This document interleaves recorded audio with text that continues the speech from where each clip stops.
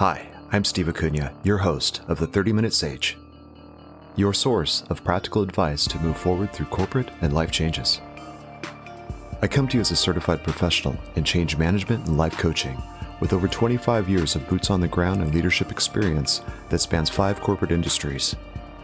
This podcast explores the challenges of leading corporate teams through change with the audacious goal to apply techniques and wisdoms that go well beyond the workplace and into daily life. Along the way, I will share my successes and failures, my learnings and my truths as I continue to transcend corporate life and apply my personal mission to raise consciousness that activates the power of our human community. Welcome to the 30-Minute Sage. Now let's get started. Welcome to Episode 4, Sponsorship Survival Skills, Fostering Humility, and Change Leaders of the Future. Hey, before we get into the content, let's talk about the format of the podcast. First off, the podcast is casual and more like a conversation. This cuts down on heavy production and helps me to focus on sharing and content. In this episode, I will explore what it means to sponsor changes, the challenges of expectations, and what we all need to do to step up as sponsors to build leaders of the future. It's my hope that you test these ideas and apply what makes sense for your situation. That process I call finding your inner sage. As always, I will share a takeaway for each segment so you have something you can reflect on afterwards. And please don't forget to send comments, hit the like button, and share it with others to help promote the podcast. Finally, the podcast is not therapy. Change management can be emotionally charged, so if you're not emotionally okay, please seek the professional assistance that you need. Professional therapy has helped me and my family through tough times, so remember, it's okay to not be okay.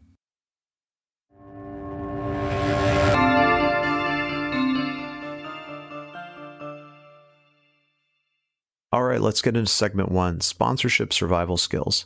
In this segment, I want to talk about the traits of a great sponsor, as well as some practical advice to be more effective as a sponsor. Before we get into that, though, let's talk a little bit about a definition about sponsorship. So sponsors in general are executives or leaders that are deemed the sponsor or leader of a particular effort or project.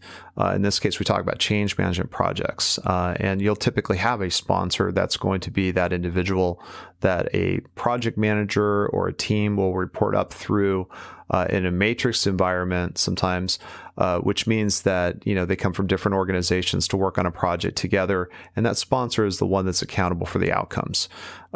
Now, in the Project Management Institute website, there's a definition here, and I'll just go ahead and cover that off here so that we baseline this. So sponsors provide business context, expertise, and guidance to the project manager and the team. They champion the project, including selling and marketing it through the organization to ensure capacity, funding, and priority for the project. They act as an escalation point for decisions and issues that are beyond the authority of the project manager. They act as an additional line of communication and observation with team members and customers, and they act as the link between projects, the business community, and strategic level decision-making groups. So in essence, they're in charge of the projects themselves, and they're the ones that are, again, like I mentioned, accountable for the outcomes. Now, what are some of the great traits that I've noticed in the past that have really made me feel like, hey, that was a great sponsorship experience? Well, I'll just kind of go into the memory banks and just tell you that some of the best experiences I had with sponsors are when sponsors themselves have sat on the same side of the table as me, right? As somebody that's leading and driving a change project, meaning that they are helping to collaborate with me and understand what problems are that the team's facing. They're contributing to the solutions and trying to understand what opportunities we have what I have as a PM or as a team to actually move things forward through these perhaps unknown waters, if you will, when it comes to a new change or a new effort. There's a collaboration type of environment and transparency that shows up in that type of relationship that I've seen as very positive. Now, if I contrast that to sponsors that I've seen in the past or worked with in the past that have been different and not as effective, those sponsors, I can tell you right now, the sponsors that I think are the most ineffective when it comes to this type of role are the ones that seek to blame the team for the things that aren't going well instead of taking accountability and leaning into understanding how they can help or move barriers out of the way. They're also the ones that are not available. They don't spend the time they don't make the time to talk to the team itself or the project manager to understand how they can help move things forward in a positive way. That type of behavior is really destructive, and it creates a really bad experience for project teams, especially when they feel like the sponsor is actually against them when it comes to when things get difficult, and is challenging some of the risks that they may intend to take in order to get through some of those difficult changes, instead of taking accountability and helping to own the decisions or driving forward with the team. So very important. But you can tell, you just know when you have a great sponsor, the energy level is higher, the morale is higher, the effectiveness of the team is enabled. And you can just see the opposite when sponsorship isn't there or it's weak. So that's really important note. If you're a sponsor, keep that in mind, because that's the kind of stuff that really helps you to be successful as a sponsor or leader of an effort in this way. Now, one thing I'd like to mention about leadership, there's this whole concept about leadership, sponsorship, change management. You know what? Let's put them all together. And when you commingle all those things and bring them all together, that is leadership to me. Okay. If you are not very good at change management and you consider yourself a leader, I find that to be hard to reconcile in my mind. These days, change is everywhere. It's in everything that we do to try to promote the benefits of our business, drive new products, create experiences for customers. And if you aren't thinking about change management as a key capability or skill set for yourself as a sponsor, then probably already a bit suspect to me in regards to your ability to lead a team, especially a team that's really taking on risks for things that haven't been done before, or a change that is new for a whole organization. So kind of keep that in mind. Leadership is all-encompassing of those things. And so that brings me to takeaway number one, which I'm going to jump into right now because there's a couple more points I want to cover off after this. But takeaway number one, sponsorship is leadership, and it's not an extra accountability that is assigned to a leader. It is the job. So again, sponsorship is leadership. It's not an extra accountability that is assigned to a leader. It is the job. Why that's an important statement to make is that a lot of times I've seen sponsors that are not successful think that they've been assigned sponsorship, that they are the ones that have trying to make the time to be a sponsor as opposed to what they deem as their everyday work.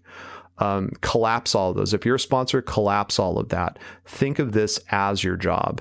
If you are sponsoring efforts and driving the effectiveness of outcomes, you are doing great leadership work. Okay. You're helping a team be successful. You're also helping your business be successful. Now, along those lines, I want to add a couple of things.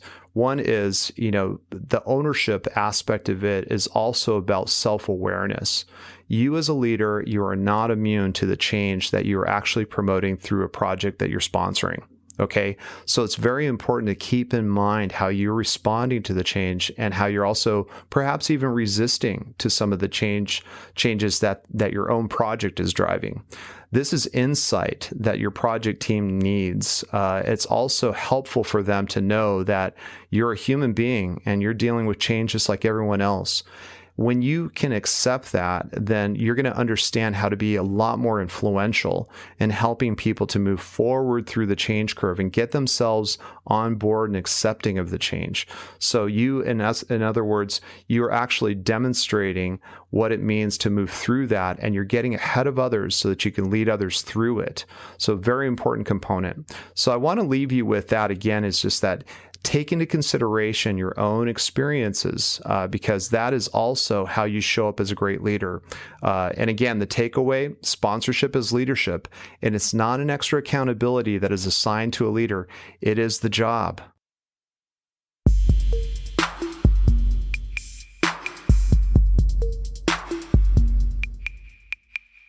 All right, let's get into segment 2, the importance of humility. In this segment, I want to talk about what it means to show humility in leadership and explore the benefits of its development to the sponsor and his or her team members. But before we get into that, let's talk about what it means. Humility is defined as the freedom from pride or arrogance, the quality or state of being humble, a modest opinion or estimate of one's own importance, rank, etc. The word arrogance is really kind of a defining word as well, because the opposite of humility seems to be much more about that arrogance component. So arrogance really is an attitude of superiority that's manifested in an overbearing manner or in presumptuous claims or assumptions. So, which one are we? Are we that person that's, comes across as arrogant, somebody who knows all the answers, perhaps wanting to always be the smartest person in the room? If somebody does come up with a great idea, spinning it in a way that you were involved in that idea of some sort or what have you, all these kinds of little micro behaviors that could show a degree of arrogance is really, that experience is what I'm talking about reducing and removing, maybe eliminating, by using humility as much more of a baseline of how to behave and to lead people through change. So how does one balance humility with leadership? And what does that mean? Well, when I think about, my past and starting in business, it was like wanting to always be the smartest person in the room because you were hired as an expert. In fact, when you had all the answers, you tend to have a lot more of the power, when it comes to the direction setting or even the influence of what changes are. So by thinking about that and being the smartest person or the person that, has that confidence and, steady, fast kind of direction setting kind of attitude, that self-importance, like everybody else is unimportant because I'm the one that's leading it. And if I wasn't here, things wouldn't happen. That kind of perspective is what I'm talking about when it comes to the lack of humility that could happen in organizations. Now, in early days of my career, that was kind of an expectation. You had big egos, people talking about what they know, how they operate, what you need to do because I'm right, you're not, that type of stuff. And, that started to change, though, getting into when I moved from more of a consulting type of situation, more into corporate, where relationships and,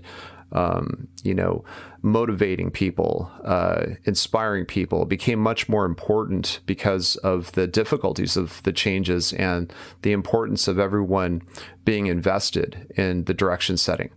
So as a leader, I started to recognize that, it's not about being the smartest person in the room. It's about understanding the smarts that are in the room, which is inclusive of everyone else on the team. That collective intelligence really opens up so many more opportunities when it comes to driving better solutions and how we can also help others through change projects or any project, really. So why does this even matter?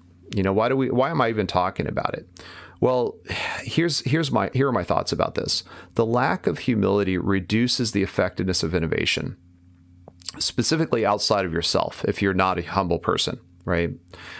You, as somebody who's perhaps arrogant or self-important, could literally stop learning while everyone else has to go at your slow pace because you are not using the collective mind of the team. Right. So in other words, you are actually the individual that's not showing the humble approach, the way of inclusive, bringing people's ideas in, listening, learning, all those kinds of things creates a situation where you're actually stifling optimal progress, when it comes to a project or a change or what have you. It's really the arrogant sponsor that becomes the barrier to creativity and the slower progress because that individual cannot accept the fact that others may have a better idea, may even have better capability, But is it really about being an expert and the smartest person in the room to demonstrate leadership? This is where things have changed, I believe. With younger generations in the workforce, there's almost more of an expectation for the humility aspect to be a part of leadership. And as a result of that, they have more room to include their ideas or to share new information. These days, information is so fast and is growing so quickly that we have to collectively think together. And being humble about a situation helps one to be in that space where you can accept other people's ideas, even if they're much better than yours. In fact, you should celebrate that because that's under your watch as a leader. Helping people to express themselves and to be as innovative as they can is it's a huge value to the organization. And ultimately, it's a huge value to anything in society, really, if we can open up those channels and allow people to express themselves and self-actualize through the work. But that happens with leaders that are more humble, that can open those channels and hold the space for that. Okay? So takeaway number 2 I have here is humility opens the leadership mind by moving your self-importance aside in order to listen, learn, and invite diverse and inclusive ideas from others. Okay? Again, humility opens the leadership mind by moving the self-importance aside in order to listen, learn, and invite diverse and inclusive ideas from others. So I ask you to explore this in the next time you have team meetings for a change project or any project. Ask yourself, how are you showing up? What is it that you are trying to strive for when it comes to discussing an idea? Are you the one that's waiting to speak because you're not listening to what's being said by someone that perhaps has a great idea in the room? Are you so self-important that the buck stops with you when it comes to the idea generation and even the credit perhaps that gets shared based off of successes of the team? Think about these things and how they show up. People are watching. You are a leader, and people are watching this behavior. Most importantly, they're also learning the behavior. So younger generations start to recognize that, these are acceptable behaviors to be arrogant, perhaps, or this is how you get ahead in a business. Let's shift this. Let's think about the future proofing of our future leaders, which I'll get into in segment 3. But let's start the ball with us. Let's start the ball rolling with us, with the individual, with you, what's in your mind, how you are sharing your ideas, how you're open to other people's ideas. The days of self-importance, those days are limited, if not falling short, and hopefully over soon. Self-importance is not where it's at when it comes to innovation.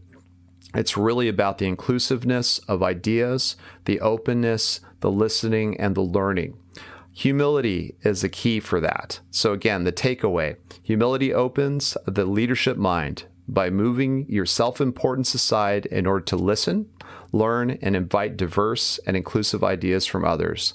Now let's go forward with this and test it. Try it out. You'll find that the team itself will light up with so many new ideas, some that you never would have thought of yourself ever. And that's really important to know. You're moving things forward because you are leading a team of minds that are powerful together.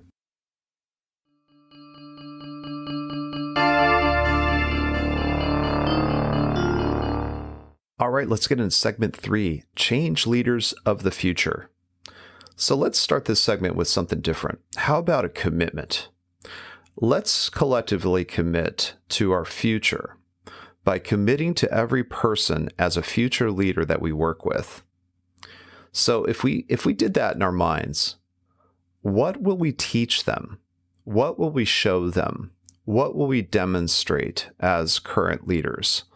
What can we offer for them to become better than we ever will be as leaders? What does that mean? In the end, to develop future leaders, we need to share the hard lessons we've experienced. A real big part of this podcast is doing just that. And this is something that I'm really trying to promote for myself in sharing my ideas and experiences with humility. And you could tell because some of the stories are pretty tough to talk about sometimes. Sometimes they're funny, but I can laugh at them now. But in the moment, when these things are happening, some of them are really difficult to experience. But I hope that, everyone sees the humor in some of these stories that I tell, because honestly, I do laugh a lot. And I laugh a lot at myself about that. But they're great lessons that I've gained from these experiences that I try to share through this podcast in a way that helps to really ignite some new ideas from people. Hopefully brings you in, draws you into things that could help you evolve in your own way, right? So we want to hold the intention of investing in future leaders, so the support of their growth and their ensuing success becomes our legacy. So if we think about shifting, where we are today as perhaps a current leader driving change, there's going to be a day when you're going to recognize that retirement's a lot closer than you thought.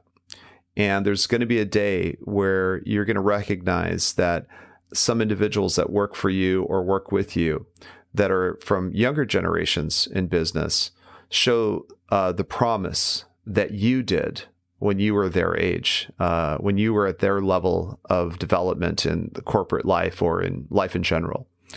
And that is something that is a really interesting experience. I have started to experience that more and more when I realize that I'm not as fast as I used to be with technology, although I consider myself somebody who's pretty savvy. It's definitely a relative scale. But when I think about future leaders and I think about what is it that I can do to offer more insight, more knowledge, more teaching, it's a natural progression to move into a space where you've gained some insight and wisdom and you want to share it. So I suggest that you take action now. Share the ideas that you have. That's what I'm doing with this podcast. I'm sharing the ideas, and it might help a few people. It might help a ton of people. It really doesn't matter to me. If it helps just one person, that's enough, right? I believe that a lot of the things that I've learned, though, as a leader and developing into a leader, even early days of my career, really are meaningful for folks that are going through that journey now. So a couple of things that I've kind of picked up along the way, I really focus on, less of the self-promotion nowadays. Although it's important to keep a job and you need to make sure that the value that you bring is understood, all of that, setting all that aside, though, it's really more about empowerment of team members and recognizing their potential, acknowledging and sharing what you know about their potential so that they understand themselves to be the leaders that you're looking forward to developing, right? Individuals like this also are going to grow into this whole idea of change management and helping people through difficult change, right? And so change management is definitely a competency that can be shared, expressed, modeled, and reinforced when it comes to the key success factors of being an impactful leader. I suggest that by bringing people into this fold of change management or ways of helping people through difficult challenges, be transparent, show what you know, demonstrate it, express what mistakes you've made, and be okay with that. Show the humility that I believe all great leaders can exhibit, and knowing that they weren't always the best in their life.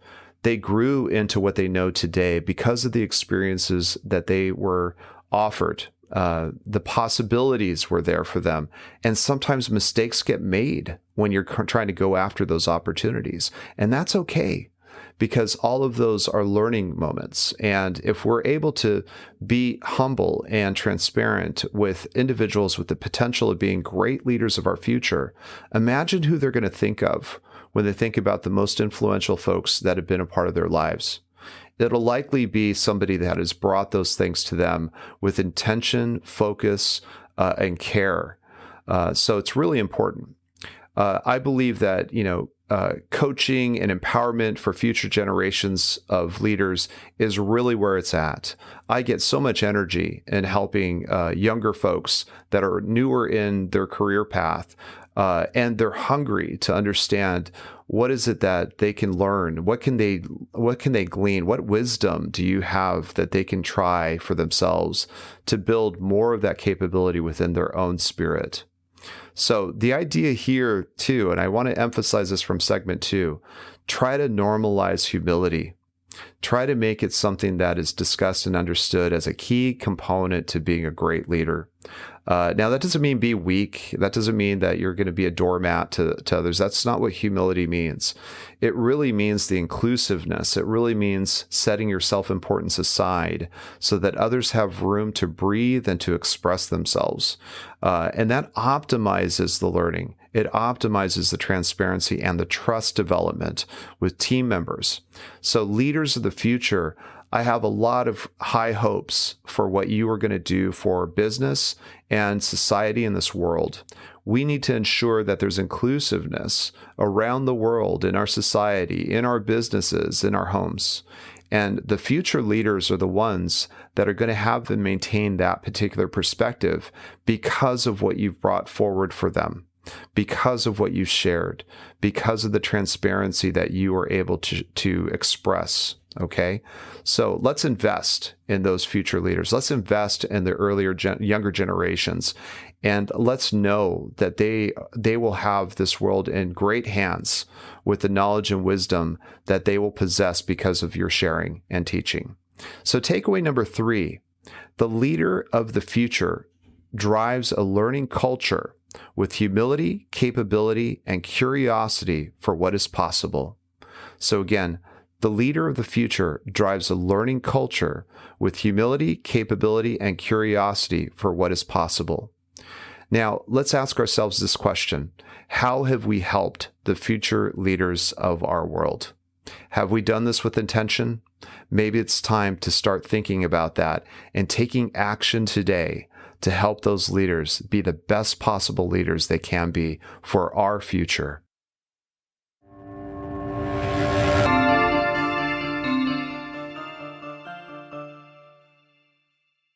All right, let's go ahead and summarize our episode.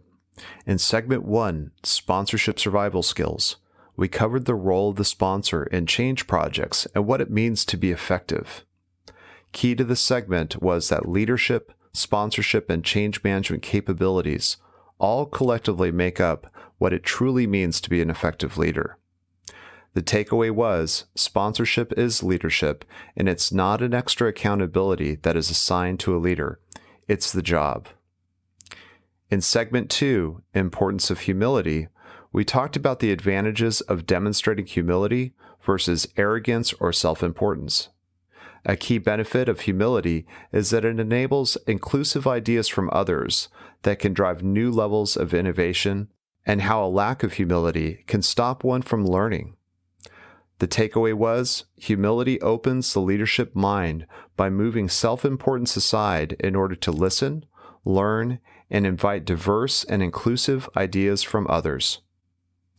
And finally, in segment 3, Change Leaders of the Future, we talked about how important it is to share experiences, lessons, and wisdoms with transparency to invest in future change leaders.